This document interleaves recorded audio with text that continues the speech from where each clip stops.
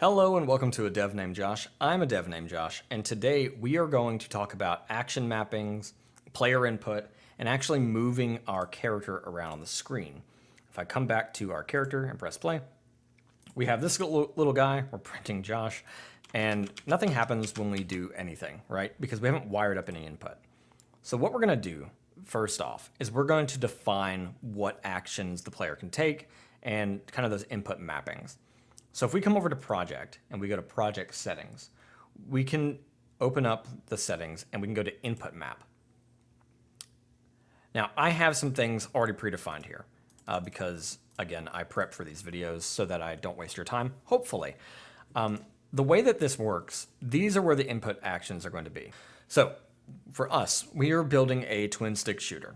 Very simple project. So we're going to need to move up, down, left, and right, and we're going to have to be able to shoot. So I'm going to type here in the add new action section, move left, and I'm going to press enter. And now I've created a brand new action. I'm still doing snake case here, you may notice. So I'm going to go ahead and fill out the rest of these actions.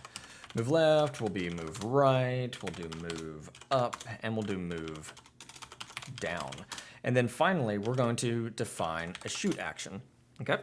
So how do we've defined what these actions are, or we told the system these actions exist, but how do we say what keys map, or what inputs map to these actions? Well, if you come over here, you can hit the plus icon by any action you've created, and this little window will pop up. Now, at this point, you can perform an input by like hovering over here and clicking using the mouse. You can also type a key, so D, W, S, A, J, whatever you want. Or you can come over to manual selection and you can find the input you're looking for, okay? You can do joypad, you can do keyboard, you can do mouse, all of them. For us, I want to define move left, and we're gonna use WSDA. I'm gonna hit A for go left. I'm gonna hit OK. And now A is mapped to the move left function, and we're just gonna go through here. We're gonna say move right is D, okay.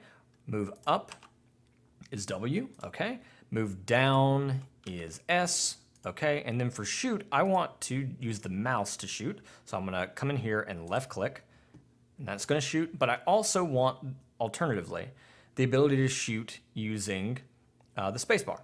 So I'm gonna hit plus again by the shoot action, and I'm going to hit space. And now we can either use the left mouse button or spacebar to shoot.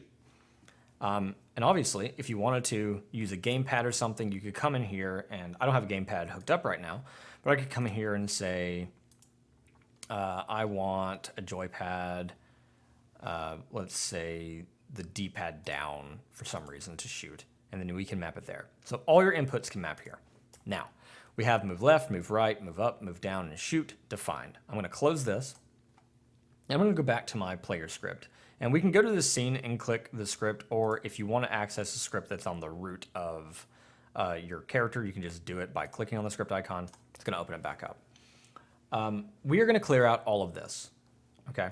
So I'm going to get rid of all of it except for the extends character body 2D up here, and that's fine. So the first thing I do when I'm working with statically typed GD script is I give all of my scripts a class name. I do this so that I can access the scripts and have kind of type safety inside of other scripts when I'm messing with player character from like the enemy or something. So I'm going to give it a class name, and I'm going to simply name it exactly what I've named the script, player character. There we go. So now we got player character defined.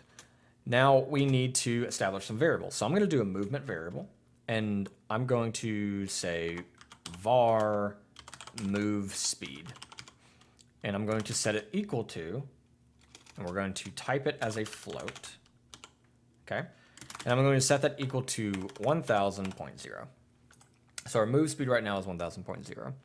Now I'm going to show you something, and you might think this next part is a little overkill for this tutorial, and that is okay, but what I like to do is, if I'm the programmer and I'm working with, like, let's say a designer or a level designer or someone that's working on the balancing aside from me, I typically don't want them manipulating move speed by itself or something like that, right? If there's a value I want to hide from them, I will simply keep it kind of in the script. I don't want them going in here and messing with it. But what we can do is we can give them the ability to like have a multiplier or something so that they can increase the move speed without messing with the move speed variable itself. And the way we do that is I can do an annotation. All annotations start with an @ sign, and then I'm going to export. And I'm going to export a variable named move or speed multiplier, okay? And I'm going to say this is an integer, and it's going to be default set to 1. What does this mean? This means that now, if I go back to my character scene, assuming I save it, you can see that here in the character, we have that speed multiplier here in the editor. I don't have to go to the script anymore to mess with it. Meaning that if I have a designer that thinks that the character movement's too slow, they can come over here and they can bump it up, like 4 all the way to negative. They think it's way too fast, or they want to go the opposite direction for some reason. I'm going to set this back to its default 1. So now a designer can come in here, or someone that's working with you on the game can come in here without ever needing to touch GD script, and they can alter this value, which gives us control. If we go back to the script, gives us control on how these two interact. And typically I like to put my exports at the top. There we go. So now we got this move speed multiplier and this move speed. Now, at this point, we're never going to change move speed anywhere. The only thing that should be like altering how fast we go is whatever the speed multiplier is. So this is actually going to be a constant value. And a constant value is one that you will never reassign. What does that mean?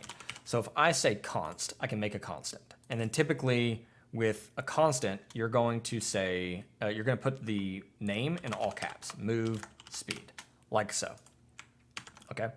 Now we got move speed. But what did I mean by the constant? Well, if I come over to, I'll just make a ready function real quick to demonstrate this. If I could learn how to type. And then I'm going to say, hey, I want move speed to be equal to 1020. I get an error. And the reason for that is we cannot assign a new value to a constant. All right, fair enough. So if we wanted to change this value later down the line in the script, we would need to use var. And var, it being a normal variable, will allow us to override it. But I don't want to change it like that. I want to set a value, and then I want my designer or myself to be able to adjust the speed multiplier to actually deal with it. And we'll show how those interact here in a moment. But we want to get the player input working. We've defined our actions. Now we want to use those actions in combination with the move speed to actually move the character on screen. And the way we're going to do that is we are going to declare another built-in function here. It's going to be the physics process. And if you do auto-completion, you'll notice we get all this. You'll also notice that they're not typed. If instead of going through here and trying to statically type everything on the function and what it gives us, Godot provides, very helpfully, a way to get that automatically with auto-completion. If we go to editor settings, and then down here in text editor and completion, we can add the type hints back in, okay? And by clicking add type hints, you'll notice that when I now do func, and then physics process, you'll notice that my auto-completion includes static typing. I can hit tab and it does it for me. Awesome, that saves us some time. And over the course of a project, it's gonna save you a lot of time. So I keep that on. So from now on, when you see me using the auto-completion and it's giving me all these static types, you know how to do that now. So in the physics process, we want to get player input. Now, the physics process and its counterpart process, they run every frame. Hi, future editing Josh here. I realized that I didn't do a super good job of explaining physics process. So physics process is frame rate independent, okay? This means that physics process does not rely on your frame rate. If you're running 60 FPS, then physics process isn't going to run every frame. It's going to run at a consistent rate. It's independent of your frame rate. Process, on the other hand, is frame rate dependent. It will run every single frame. So if you're going 60 FPS, process will run 60 times in a second. if you're running 120 FPS, it's going to run 120 times in a second. Whereas physics process is just going to run independent of that in a consistent way, okay? There we go. So we're gonna use physics process, and we are going to now use the input mapping. And the way we're gonna do that is we're gonna say, hey, if, and an if statement just checks if whatever comes after the if is true or not, okay? So if input, and we're gonna say is action pressed, not just pressed, but pressed. Don't know what happened there. Is action pressed. There we go. And now we need to tell it what action. And we know that we have an action that we've defined, and it's called move left, right? All right, and then similar to the way we declare a function, we do a colon. Anything below it in this scope is going to be part of this if statement. So if whatever we're saying here is true, the code in its scope below that's indented by 1 will run, okay? So what are we actually saying here? What is this value? So what we're saying is, hey, if input, if move left action is pressed, then we want to run something. Now, I'm only gonna use one line here. So I'm actually gonna end up putting it beside it, but for now, what we're gonna say is we want the velocity. But we don't really want velocity. So I'm gonna make a new variable. Velocity is built into the character body 2D, and it is ultimately what's going to determine how fast we move and in what direction, okay? But I don't wanna use it here, and you'll see why in a moment. I want to make a new one called movement, sure. And I'm gonna say this is going to be a vector2, and then I'm going to assign it, and I'm gonna use a built-in vector2 constant called vector2.0. You'll notice it's all capitals. Additionally, when you're dealing with properties, and you do like a vector2 or a dot or something like that, whenever you're messing with an object and you use dot notation, you're gonna get a list of the properties that it has and methods that it has. So this one's a function, and we can tell because it is an F symbol with the parentheses, which is how you call a function. You can tell it's a constant down here. 0 is a constant because it has the C. Big old capital C for constant. If you had something else that had other properties like move speed, for instance, or whatever, maybe we can self dot. We can see that it picks up on the fact that speed multiplier is a property. It's just a variable hanging out on the object. So self is representative of everything we have written in this script, by the way. So all that to say, we're gonna do vector2. We're gonna do a vector2.0, which, if I make a comment, is just short, as a short constant that represents 0, 0. So 0 on the x, 0 on the y for the vector. So we have this movement vector now. And now what I want to say is that movement, when I want to move left, I'm going to mess with the movement, the vector, and the x position. Why the x? The reason for that is because over here in the game, we can see that we have a x-axis going left to right and a y-axis going up and down. So the way that it works is the x-axis. And you'll notice over here that there are numbers on my rulers on the left and right side of the page. But on the x-axis, this red line, where the x and the y cross is 0, 0, okay? And if you go to the right on the x-axis, you're going into the positive numbers. You're going to 250, and the further you go, you're gonna go to 500. And then on the x-axis, if you go to the left, you're actually going to the negatives. You're going from 0, 0 to like negative 250 here to negative 500 here. And in the y-axis, this might be a little trippy if you're coming from a different engine like Unity. It's a little bit backwards. Once you get used to it, you're used to it. I think GameMaker Studio is the same way. But the y-axis is actually into the negatives as you go down. It's the other way. The y-axis is in the negatives as you go up, okay? Up on the y is into the negative numbers, or it's less. Down on the y is positive, okay? It's important to know, because when we say we want to do character movement, if we say that the velocity is in the positive x direction, they're going to move this way. If we say that the character movement is in the positive Y direction, they're going to move this way because of the way that it goes from top to bottom here. Okay, and if we say we're going to go in the positive direction on the X and the Y, we're going to move this way because we're going positive X and positive Y, so we end up over here. Okay, so that is why. That is why we're messing with the X, because when we move left, we want to actually move left, and that would be a lesser number. So we want to move left on the X-axis. And so what we're going to do is we're going to say minus equals, and then we're going to say 1.0. And the reason we're doing this is what we're essentially saying, this is shorthand. This is actually shorthand for I want movement X to be whatever movement X was at the beginning, minus 1, okay?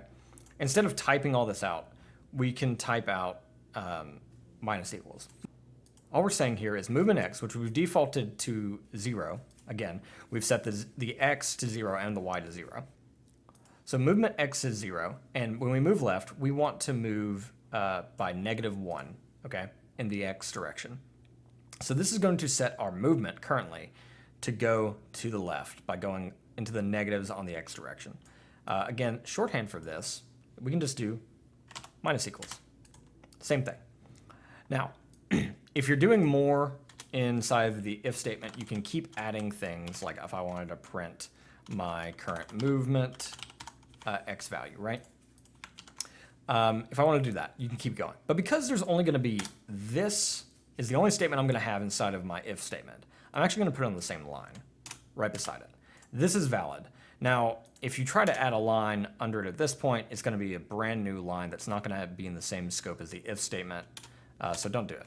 But I'm just going to hit Control-Shift-D 4 times, and now we're going to define the rest of our movement. So we know we want to move left, we know we have a move right action that we've defined, we know we have move up, and we know we have move down, okay? So with all of this, what we're going to do is instead of going into the negative direction with move right, we want to go in the positive direction. So we're going to switch this to a plus, and now we're moving in the positive direction. And now for move up and down, we're not messing with the X-axis anymore, are we? We are now moving on the Y-axis, which is this direction. Now again, really quick, because it is slightly confusing, the Y-axis is negative going up and positive going down, okay? It's a little bit different than a lot of game engines. So what we're going to do is we're going to say, hey, we're going to mess with movement on the Y-axis when we move up, and we know that we want to keep this as minus equals 1 because we want to go in the negative direction, which is towards the top of the screen. And then for this one, we're going to change this to Y as well, and we're going to say it's in the positive direction. And that's going to take us in the positive direction, which is towards the bottom of the screen. And now all of this movement code does is it says, hey, if I'm pressing this action, modify the movement on the X. Same here. If I'm pushing either of these, modify the movement on the Y. Awesome. So now we've got this movement vector, which is representative of our input. And what we want to do is actually use it. So now we're going to use that velocity property that we have built into character body 2D. Again, the reason we can use this property is because we are extending character body 2D's functionality.